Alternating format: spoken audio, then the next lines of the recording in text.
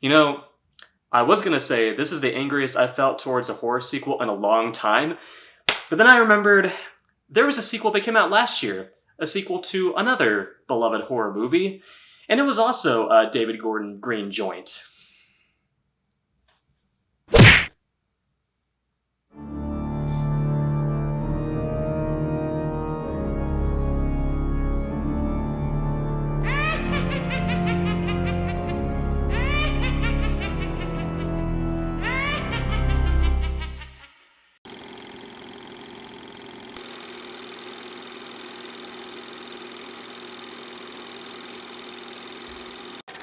The Exorcist Believer did not make me a believer, but it did make me absolutely furious.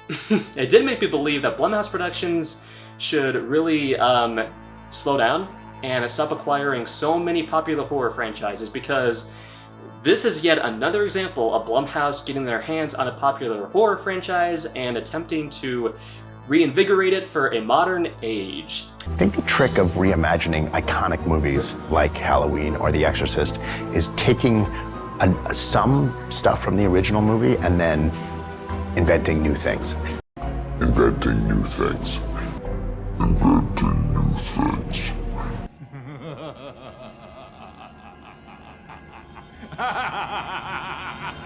The Exorcist Believer is a legacy sequel to that classic film The Exorcist, directed by the late great William Friedkin.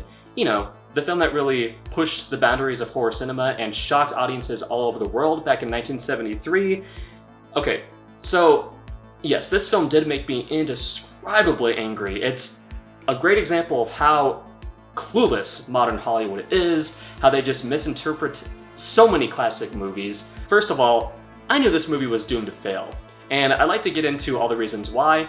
So the original Exorcist movie, it was made during a time where filmmakers like William Friedkin were allowed to take more risks. We've all heard the behind-the-scenes stories of The Exorcist, how the director of that film really pushed his actors to their limits, and he even physically, assaulted them at some points, and he did things that modern filmmakers definitely wouldn't get away with, but Warner Brothers turned a blind eye because he ended up delivering a really great, effective movie. But you watch that film and you can tell that the actors went through some legitimately scary things during that production. And, even the main star, Ellen Burstyn, she suffered a permanent physical injury because Friedkin insisted on them, tugging on her a little bit too hard during one scene. So, yes, you can't get away with a film like that these days because filmmakers aren't allowed to take risks. Mainstream filmmakers aren't allowed to do that stuff anymore. And thus you have The Exorcist Believer, which has a recycled plot that rehashes everything that is well known about the original film. It barely takes any risks apart from a somewhat downbeat ending. And I say somewhat because this film does end on a very strangely happy note, which we will get into.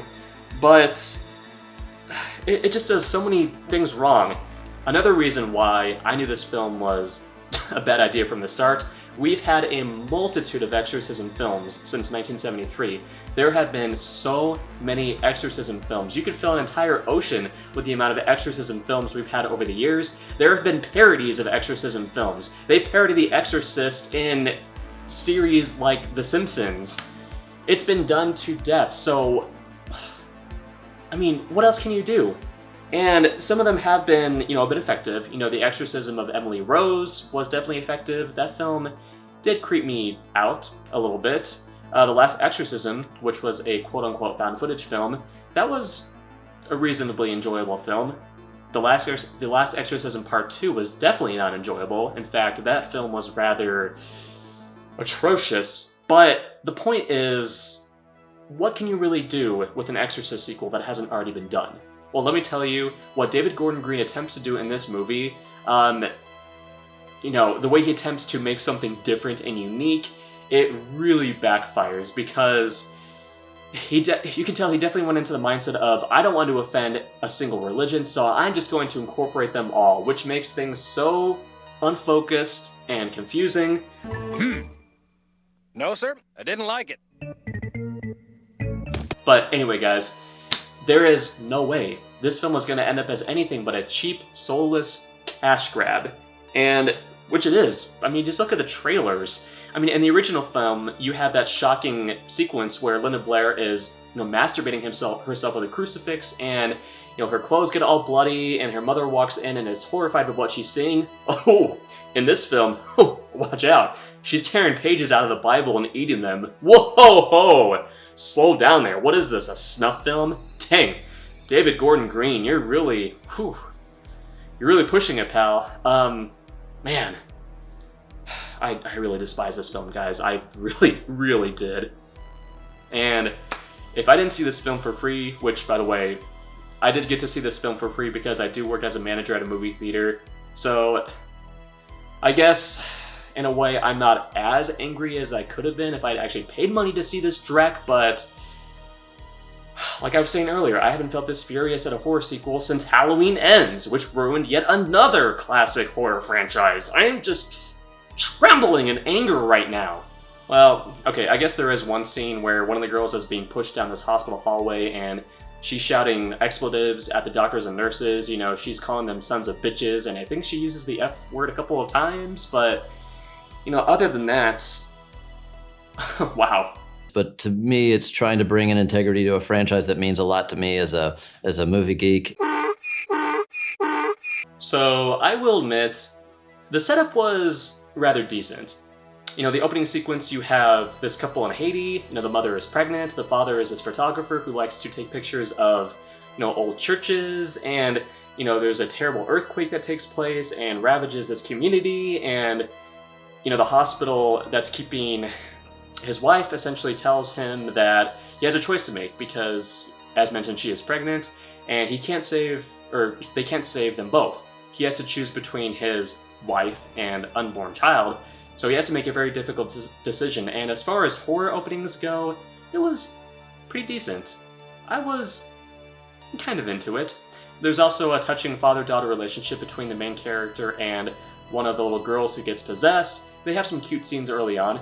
A scene where he's chasing her throughout the house, and, they're playing a version of hide and seek, but yeah, there was some good father-daughter chemistry there. And what ultimately happens is that these two girls go missing.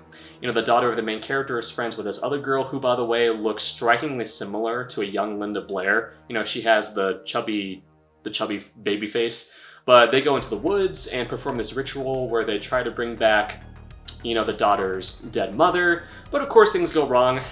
They end up being possessed by, I think, a singular demon? Or was it a bunch of demons? The narrative is so unfocused that I don't even remember if it was one demon or a multitude of demons. But I was kind of getting into it. I wanted to see these daughters eventually get located. We're introduced to the family of this other girl. The parents are strictly religious. They're very old-fashioned. The father is a bit of a jerk. He's very condescending, and he even refers to a group of homeless people as effing bums.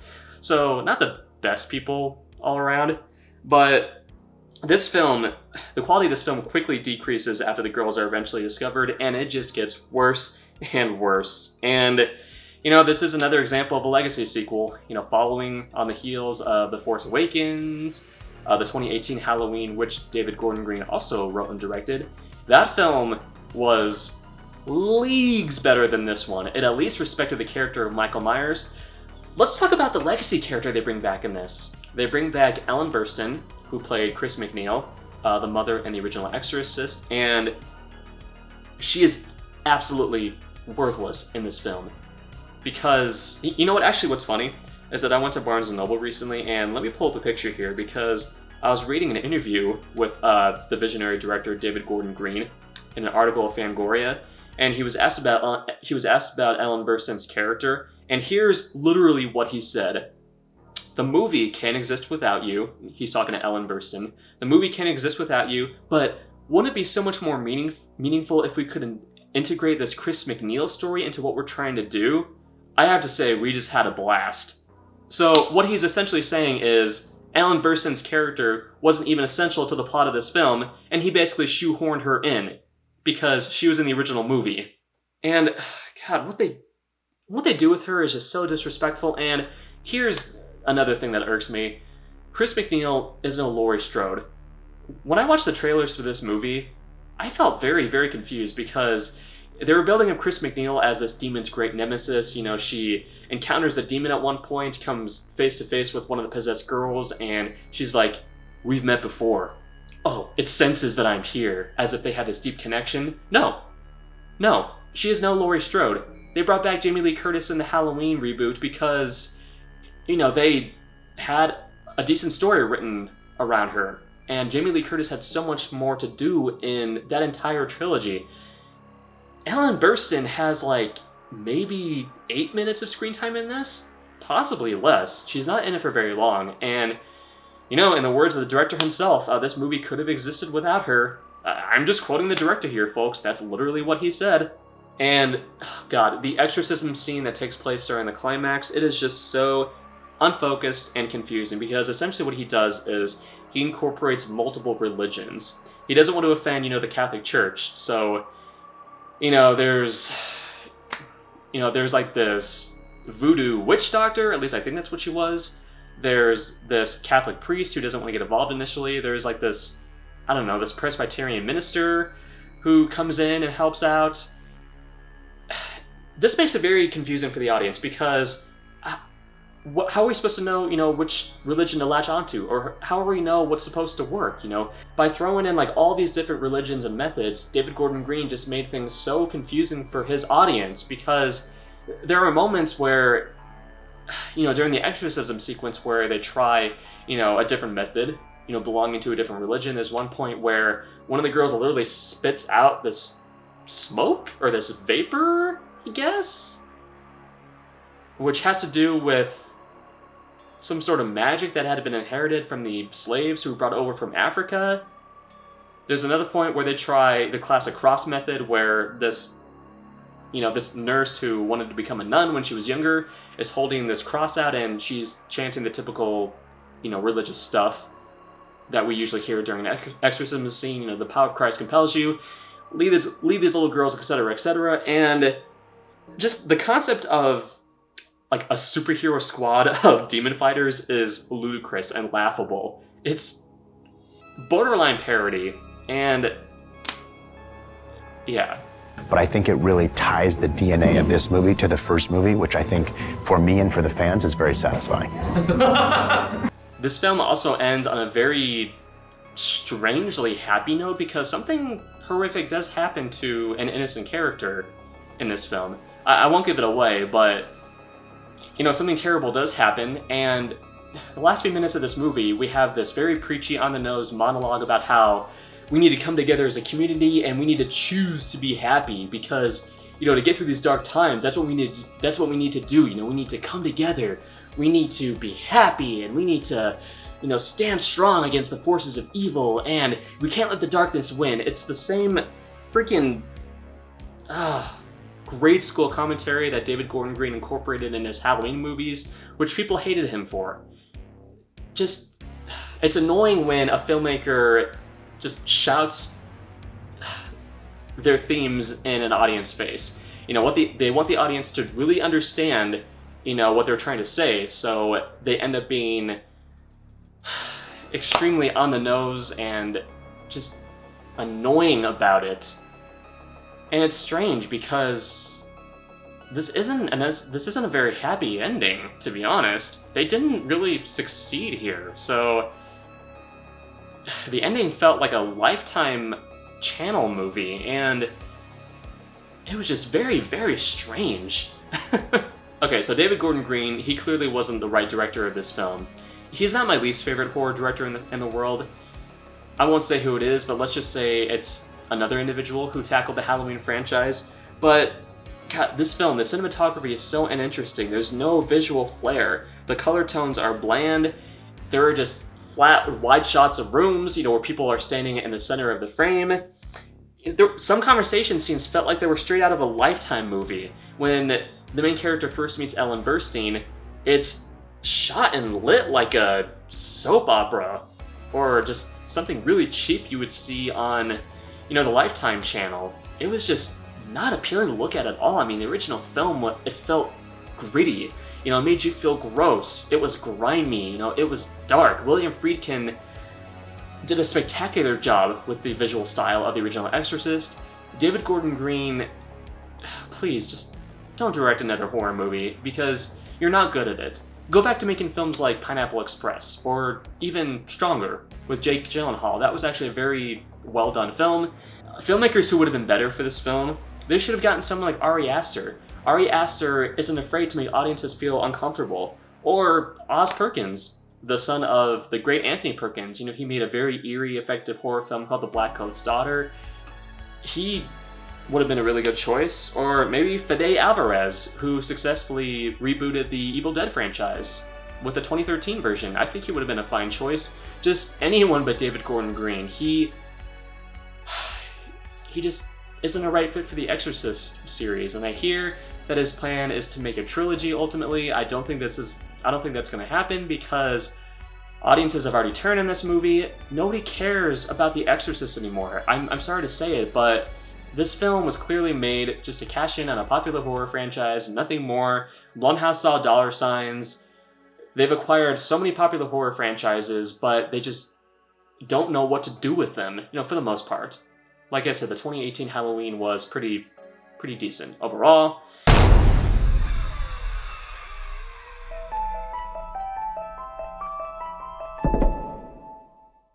But yes, The Exorcist Believer, it might be the worst sequel in the entire series, and that's saying a lot because The Exorcist has a lot of crappy sequels. But at least Exorcist II: The Heretic had some interesting ideas, and it tried to do something different. It wasn't just a cheap remake. So yeah, The Exorcist Believer, it's not worth your time. No one's going to remember this movie 5 years from now. They're not going to be talking about it. It hasn't made a splash at the box office, and man, just